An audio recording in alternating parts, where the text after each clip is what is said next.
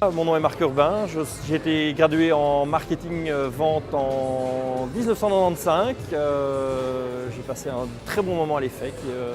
C'était vraiment une chouette expérience et je pense que ce que j'ai retenu de l'EFEC et maintenant avec 20 ans de recul, c'est que l'EFEC m'a vraiment bien préparé à ma carrière professionnelle et m'a toujours permis de relever toute forme de défi.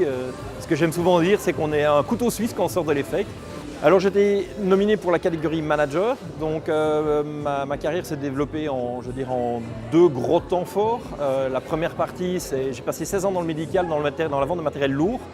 Donc j'ai vendu entre autres du matériel de mammographie numérique. On était leader mondial dans le domaine. Enfin, on ne l'était pas quand la société s'est créée, mais à la force de travail, on a terminé numéro 1 devant de très très gros noms du milieu médical.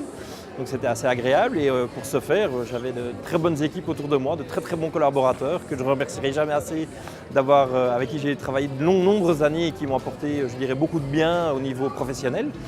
Et puis il y a environ un peu moins de 2 ans, j'ai une réorientation et maintenant je travaille dans le domaine de l'intégration d'automation. Donc on peut automatiser des lieux merveilleux, un petit peu comme ce genre de lieu où on peut effectivement faire des choses assez incroyables au niveau de la gestion de l'automation et on peut aller très très loin dans ce genre de domaine au jour d'aujourd'hui.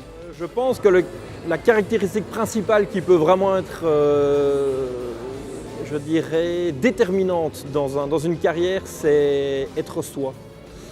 Moi j'ai travaillé pendant 16 ans pour une société américaine qui était formatée, qui avait un dress code.